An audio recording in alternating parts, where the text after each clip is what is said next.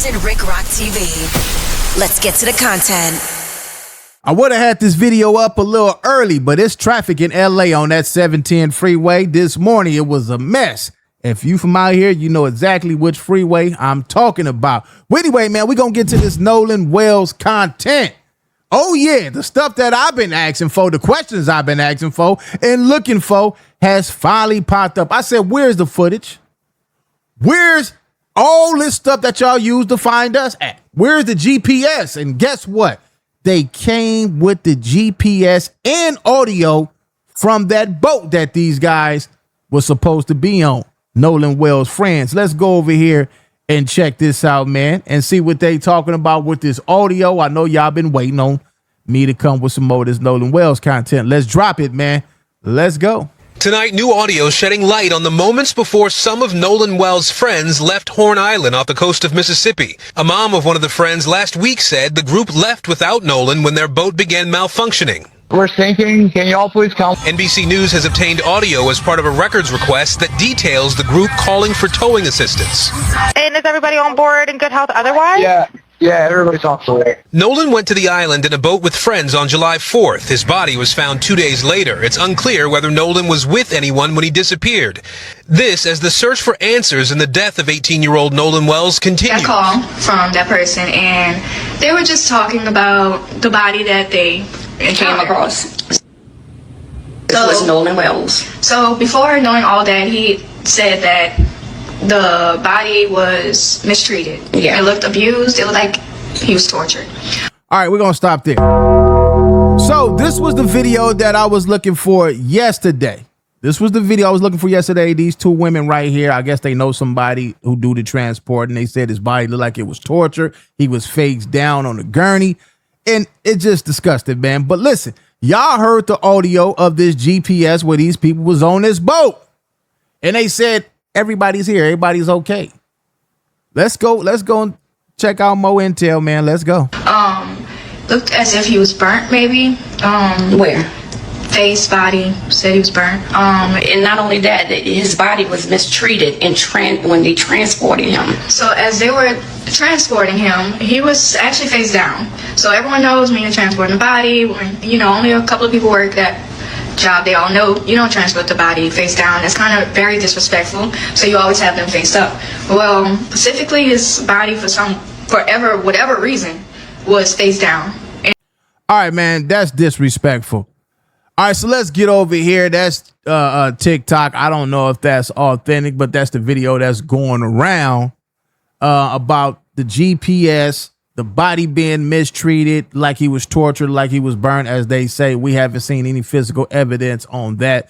That's just what we're seeing on the internet. But let's go over here to CBS News. GPS data from boat Nolan Wells was on before disappearance. Let's see what the news got to say about this GPS. Let's go. Earlier today, the family of Nolan Wells met with the district attorney who confirmed the investigation will eventually be turned over to a grand jury. They're still wondering what happened to the 18-year-old on the July 4th weekend. Let's bring in Anna Schechter, who runs our crime unit. She's joining us right now. Anna, so what are we learning about those new details in this case? What can you tell us? Well, we actually have obtained new movement records, GPS data. Our Jared Eggleston and Skylar Henry down in Mississippi obtained this from a Mississippi entity, and it actually shows exactly where the boat left from when it arrived at Horn Island. You're seeing, as that scrolls down on your screen there, you're seeing that July 4th, that tracking movement, the vessel reaching Horn Island around 11:14 a.m. And then we also see when the boat left. Now, as we've been reporting, Nolan Wells was not on that boat, although his keys and phone were. And so we see the boat then go and actually dock at a different location, then drive overland to the home of the owners of the boat. So this is new information that is all being reviewed by investigators who are still trying to figure out exactly what happened to Nolan Wells, Mugo. Yeah, his parents have a lot of questions there. Anna Schechter, thank you so much for... So, Nolan Wells jumped on his boat without his keys. Well, he didn't get on the boat. He left his keys and he left his cell phone. What youngster that you know leave their phone and their keys? That don't make no sense. Everybody glued to these phones. These phones are so addictive. They made them that way so you can stay glued to them. Yeah. So I don't believe that he left his phone. I don't believe that he left his keys. What I think was, this is what I think. I think he was on that boat. Yeah, I think he was on that boat. And I think this stuff happened somewhere else and he was brought back to that island. All right, let's leave here and let's go to another video that I seen, man. This is Hype Plus TV. Let's go over and check this out, man. Reporting live from Hype Club for Hype Plus News, I'm John Abba. Breaking news coming out of Mississippi. According to outlets NBC News and ABC News, the GPS data and audio of the boat Nolan Wells and friends traveled to on Horn Island with has now been released. According to reports provided by the Mississippi Department of Marine Resources, the boat would leave where it was docked at approximately 9:56 a.m. that morning on July 4th and arrive to Horn Island at 11:14 a.m. Now, when they would finally depart after claiming to last seen Nolan at 3 p.m., the boat would then leave Horn Island at 4:31 p.m. and return to its original departure dock at 5:44, according to report graphics. It then would travel into Fort Bayou around 5:52 p.m. before returning to the dock at 6:06 p.m. Later that evening, the boat would then go to Fort Bayou's boat launch at 7:19 p.m. From there, it traveled overland, presumably towed by a vehicle, to the Biloxi, Mississippi residence of the boat's owner. Now, as mentioned, a part of the story from Nolan's friends that they would have to get towed on their way back. Now, tonight, NBC would exclusively air a portion of what was discussed when it would make the call for help. In the audio, you hear one of the friends share that they were sinking, but everybody was on board and okay. We're sinking. Can y'all please come? And is everybody on board in good health otherwise? Yeah, everybody's on board. It still, however, leaves many people wondering what happened to Wells. All right, now where did that boat go to get fixed at? If the boat was sinking and they got the boat towed up out of there, whose house did it go to? It said it went to somebody's house. Did this boat go to a shop to get fixed? Anything like that? We need more detail, and the next video is going to break down more intel. Between 3 p.m. to 4:30 p.m. when his friends say they last saw him at 3 p.m. Now, it is also noted that Nolan, according to other accounts, was last seen by anyone as late as 4 p.m. As mentioned on Tuesday, the FBI has joined the case and in fact was revealed to have been helping local authorities early on, specifically because Horn Island is federal property. In an article by the Sun Herald, it reveals that the FBI will specifically be looking at forensic examination of the digital evidence investigators have collected. Upon research, these findings can include smartphone tracking via cell phone towers, deleted files, deleted messages, social media activity, and more. Uh-oh. Yeah, that's what them sheriffs didn't want to look up. They didn't want to do that. Oh, no foul play. Yeah, now all of a sudden we getting GPS, audio, and all that right now.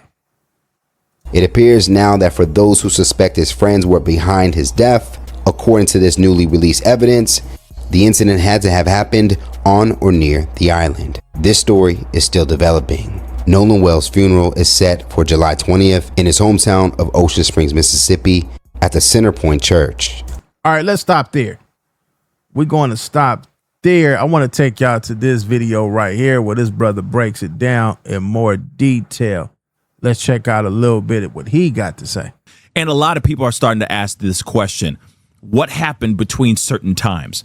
GPS data has now been released, or at least the timeline of the actual boat has been released from the moment that Nolan Wells was on the boat and even after Nolan Wells was missing, right? After 3 p.m. and on. So I think this is very interesting, and it could give us some more insight on what actually happened here. There is a weird gap in time that doesn't make any sense.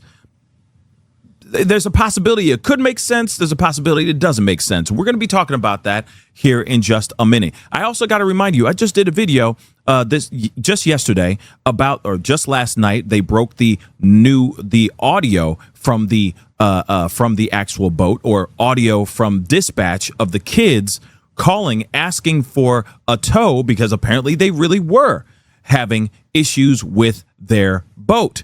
But one thing that I feel, at least I had a problem with, or I had some questions revolving around the audio. The dispatch asks, is everybody okay? Is everybody accountable? And the kid says, yes, everybody is on board. Now, does that mean that Nolan Wells was on the boat? They said Nolan Wells stayed back with the girl and he'd catch another ride. That's what they said. We still haven't heard anything from the girl that he was supposed to have been talking to.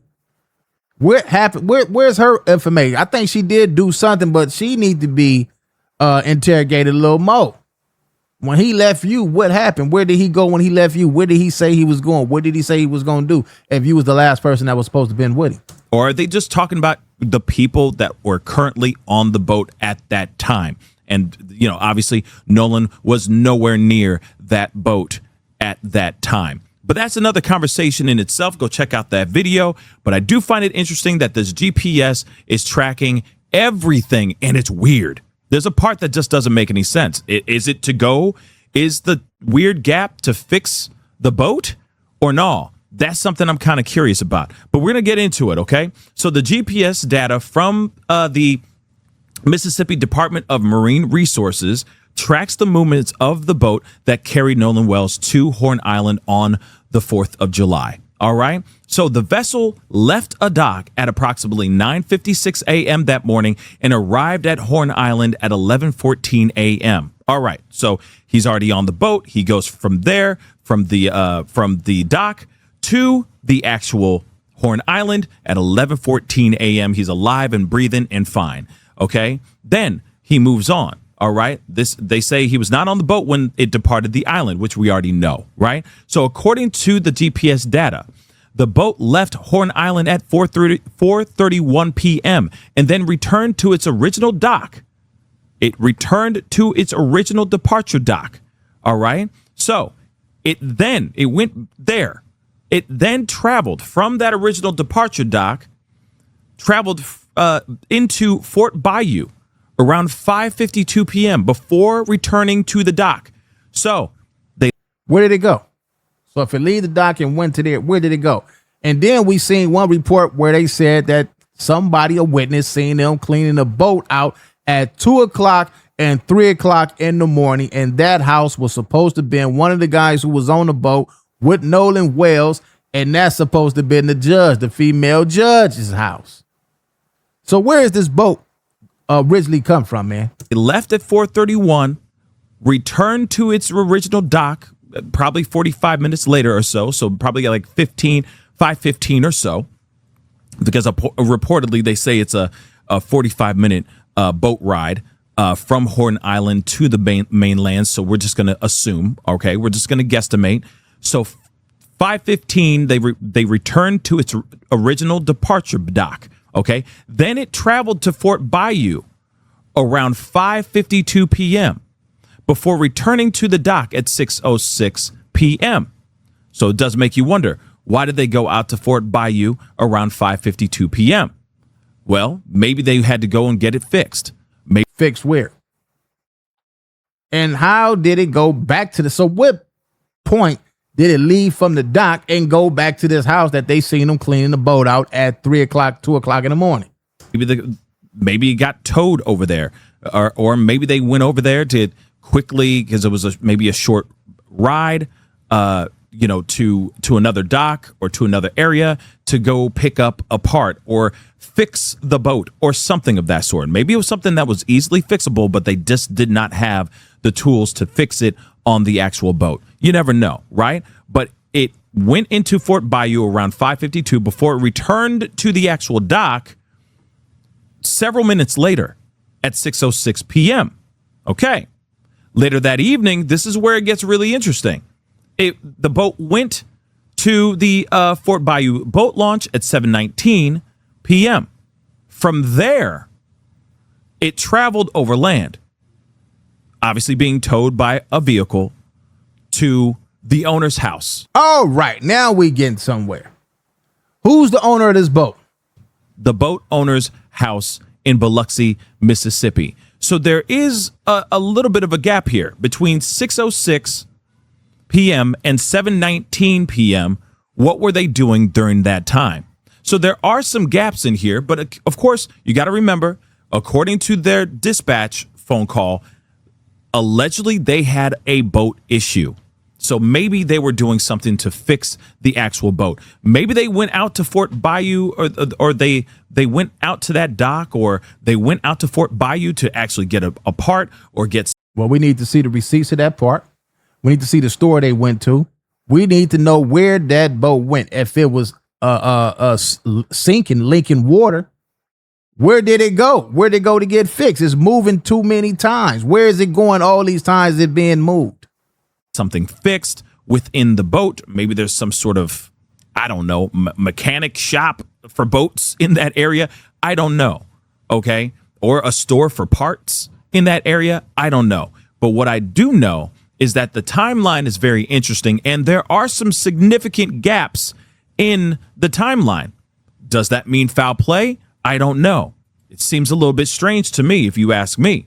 But I want to show CBS's clip here so you guys can hear it for yourself. Earlier today, the family of Nolan Wells met with the district attorney who confirmed the investigation will eventually be turned over to a grand jury. They're still wondering what happened to the 18-year-old on the July 4th weekend. Let's bring in Anna Schechter, who runs our crime unit. She's joining us right now. Anna, so what are we learning about those new details in this case? What can you tell us?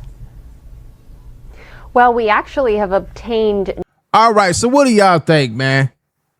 They got the audio, they got the GPS. So that right there is going to bring us more closer to finding out what happened. See, now they got to explain where this boat went. Now we're going to need, like I keep saying, we're going to need receipts. We want to know who fixed the boat. Did they buy boat parts? Because the boat moved 3 or 4 times since these kids got off the boat. We need to know, where did it go? Who owned the boat? We need to know all this. Like I say, and also we need to hear more on the last person that he was supposed to have been with, which is the young female. And then again, y'all, the LA content creators is still worrying about Big U. They still worrying about Whack 100. They still worrying about Loose Cannon. They still worrying about No Jumper. None of them talking about this. Anyway, y'all subscribe to the channel, share this video. These are the ones that they do not want to get out. They want channels that do a reaction or do reactions to all the people that I just named to stay on that, because that's what's keeping more drama in these streets. I'm picking up to what's going on now. Yeah, we talk about it, have fun, play around with it, but this stuff is lingering from the internet back out there to the streets.